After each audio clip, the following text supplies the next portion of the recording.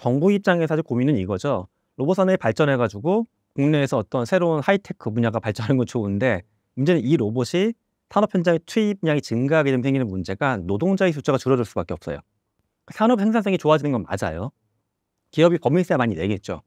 하지만 노동자가 너무 급감하게 되면 생기는 문제가, 법인세가 증가한 부분보다 개인이 내는 소득세가 감소되는 게 더 커질 수가 있거든요.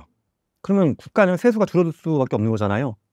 물론 다른 세금 요소도 많이 있겠지만, 또 하나가 개인이 소득세를 적게 낸다는 말은 개인이 소득이 줄어드는 거면 소비가 줄어들 수밖에 없어요. 그럼 거기서 생기는 세수도 줄어들 수밖에 없겠죠. 여기서 내세울 수 있는 충격적인 아이디어는 로봇을 하나의 근무자처럼 인식하는 겁니다. 그럼 만약 기업이 1000명의 노동자를 500대의 휴머노이드로 대체했어. 그러면 500대의 휴머노이드 대체의 생산성이 증가하니까 법인세 더 내. 이것도 땡큐. 하지만 500대의 로봇이 근무할 때 얘네 하나하나가 발생시킨 생산량에 대해서도 세금을 내줘. 일종의 기계에 대해서 세금을 부과하는 겁니다. 이래서 양쪽을 가져와야지만 밸런스가 맞을 것 같아요.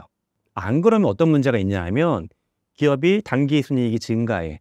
그럼 그거를 다른 데 재투자하거나 뭐 이렇게 해가지고 법인세를 예전처럼 그냥 낮춰버릴 수가 있어요. 그럼 국가재정 파탄납니다. 그래서 저는 이 기계세라는 게 제 개인적인 상상뿐만 아니라 사실 다른 데서도 논의가 많이 되고 있습니다. 저는 사실 그 부분에서 가장 고민되는 부분이 저개발, 저임금 국가의 노동 문제예요.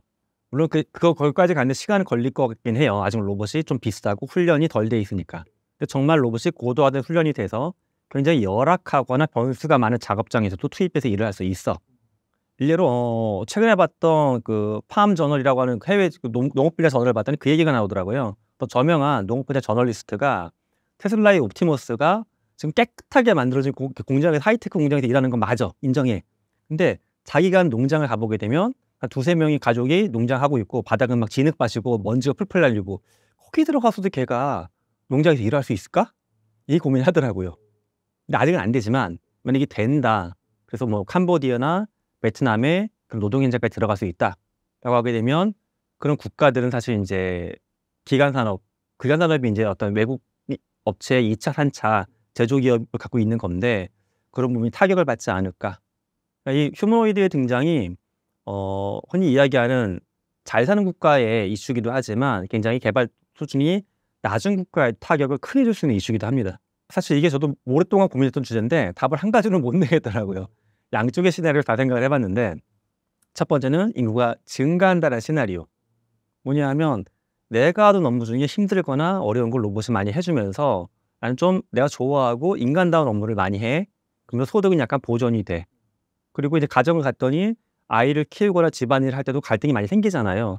이런 부분들을 로봇을 통해서 많이 도움을 받아. 그러니까 삶은 풍요로워졌고 양육하는 문제는 약간 더 편해졌어. 이렇게 해서 가족 단위가 커질 수 있는 가능성도 있죠. 근데 또 하나는 이렇게 갈 수도 있어요. 내가 일을 적게 해도 뭔가 삶이 풍요로워져. 그리고 양육을 기회가 대신해 주다 보니까 오히려 깊이 있는 양육에서 느끼는 애정이나 인간다운 아름다움이 덜 느껴져.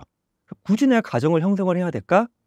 나 혼자서 국가가 지원해주는 기본소득을 갖고서 로봇의 도움을 받으면서 혼자 사는 게 더 속 편하다. 이렇게 볼 수도 있을 것 같아요. 근데 물론 한쪽으로 쏠리진 않고 양쪽의 집단이 다 형성될 것 같은데, 과연 이거는 그거죠. 어떤 집단이 더 크게 형성될 것이냐. 이거는 저도 아직까지 좀 풀어가야 되는, 아직 답을 정확히 하지 못한 질문이긴 합니다. 그래서 제가 좀 유명한 분들의 어떤 말도 찾아보긴 했어요. 그분들의 예측. 근데 일단 가장 숫자를 크게 지르는 분이 또 일론 머스크 그분이잖아요.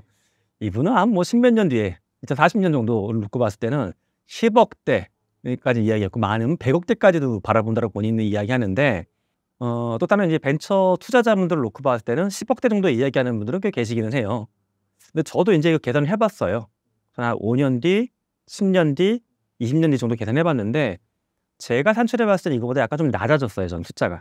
저는 이제 어떻게 추정했냐 하면, 이렇게 너무 복잡하고 거시적인 거 추정할 때 쓸 수 있는 방법 중에 하나가 페르미 추정을 많이 쓰기도 하거든요. 페르미 추정은 이제 엘리코 페르미 물리학자가 폭탄 터질 때 그 충격량 계산했던 방법이긴 한데, 기본적인 가정 몇 가지 해가지고 답을 그냥 어마운트로 잡아보는 거예요.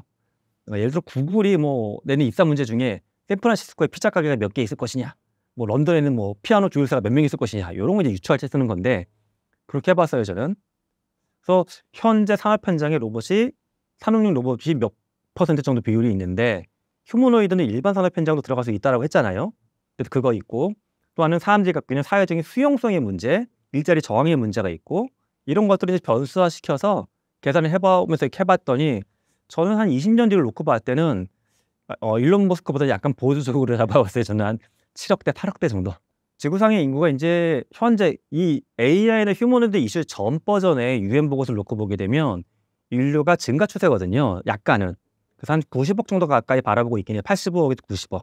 그렇게 놓고 봤을 때도 85억 명 있는데 휴머노이드가 8억 대가 있다 그러면 인구 대비 10분의 1이니까 인간 대비 10분의 1이니까 어마어마하죠.